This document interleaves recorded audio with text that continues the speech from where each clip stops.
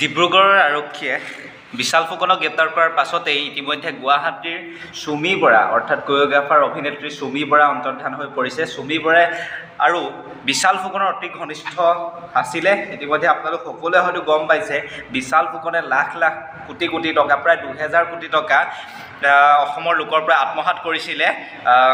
পাৰ্চেলিয়া নামৰ এটা মেডিচিন কোম্পানীত ধন বিনিয়োগৰ জৰিয়তে বিশাল ফুকনে লাখ লাখ কোটি কোটি টকাৰ সংগ্ৰহ কৰিছিলে। ইয়াৰ লগত জড়িত সুমি বৰাই কালি গুৱাহাটীৰ ঘৰত আৰক্ষীয়ে তালাচী চলাই যদিও সুমি বৰাই মোবাইল ফোন অফ কৰি ইতিমধ্যে পলায়ন কৰিছে। সুমি বৰাক বিচাৰি আৰু মহানগৰ আৰক্ষীয়ে তন্নতন্নকৈ বিভিন্ন স্থানত তালাচী অভিযান আৰম্ভ কৰিছে। তাৰ পাছতো কিন্তু সুমি বৰাই বৰ্তমানলৈকে আৰক্ষীৰ পৰা হাত হাৰি আছে। কিন্তু কিমান দিনৰ কাৰণে সুমি বৰা আচলতে হাত হাৰি থাকিব, সেয়া প্ৰথমতে ডাঙৰ প্ৰশ্ন হৈ উত্থাপন হৈছে।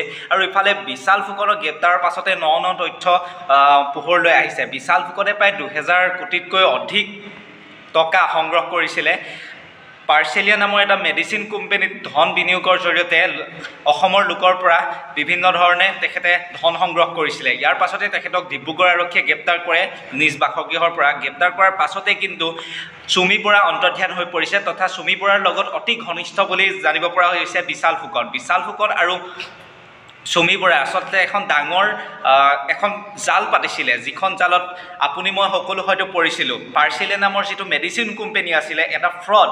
সেই মেডিচিন কোম্পানীত ধন বিনিয়োগৰ জৰিয়তে বিশাল ফুকনে আৰু সুমি বৰাই আচলতে এই সমগ্ৰ জালখন মেলিছিলে। পাৰ্চেলিয়া নামৰ এই কোম্পানীটোত ধন বিনিয়োগৰ জৰিয়তে লোকৰ পৰা লক্ষ লক্ষ টকা, কোটি কোটি টকা তেওঁলোকে আত্মসাৎ কৰিছে। বৰ্তমান বিশাল ফুকন ৰঙাঘৰৰ আলহী, কিন্তু সুমি বৰা কিমান দিনৰ কাৰণে হাত সাৰি থাকিব আৰক্ষীৰ হাতৰ পৰা, সেয়া সময়ত লক্ষণীয় হৈ পুনৰবাৰ জনাব বিচাৰিছোঁ যে ইতিমধ্যে ডিব্ৰুগড়ত বিশাল ফুকনক গ্ৰেপ্তাৰ কৰাৰ পাছতেই যোৱা নিশা সুমি বৰাৰ ঘৰত আৰক্ষীৰ শীৰ্ষ বিষয়া, মহানগৰৰ যি ঘৰ আছে মহানগৰ আৰক্ষীয়ে সুমি বৰাৰ বাসগৃহত তালাচী কৰিছিল যদিও সুমি বৰা তাৰ পৰা ইতিমধ্যে পলায়ন কৰিছিলে। আৰু সুমি বৰাক বিচাৰি শীৰ্ষ বিষয়াই বৰ্তমান তালাচী অভিযান কৰিছে। তথাপিও কিন্তু সুমি বৰা বৰ্তমান সময়লৈকে অন্তৰ্ধান হৈ আছে। কিন্তু সুমি বৰা নিজকে কিমান দিনৰ কাৰণে লুকুৱাই ৰাখিব আৰক্ষীৰ চকুৰ পৰা, আৰক্ষীৰ চকুত ধূলি দি কিমান দিনৰ কাৰণে সুমি বৰা বৰ্তমান আৰক্ষীৰ পৰা হাত হাৰি থাকিব, সেয়া প্ৰথম ডাঙৰ প্ৰশ্ন হৈ উত্থাপন হৈছে। পাৰ্চেলিয়া নামৰ যিটো মেডিচিন কোম্পানী আছিলে, পাৰ্চেলিয়া নামৰ এটা ফ্ৰড মেডিচিন কোম্পানী, এই ফ্ৰড মেডিচিন কোম্পানীত বিশাল ফুকনে তথা সুমি বৰাই এখন ডাঙৰ জাল পেলাইছিলে।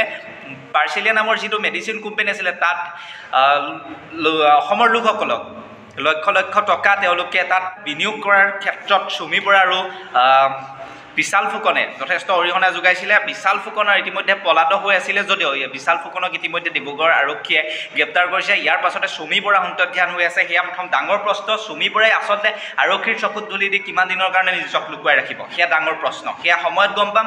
আৰক্ষীয়ে সুমি বৰাক কেতিয়াকৈ গ্ৰেপ্তাৰ কৰে, সুমি বৰাক গ্ৰেপ্তাৰ কৰিলে হয়তো আৰু তথ্য আপোনালোকৰ সন্মুখলৈ আহিব, সেয়া আপোনালোকক মই দেখাই যাবলৈ সক্ষম হ'ম। Thank U.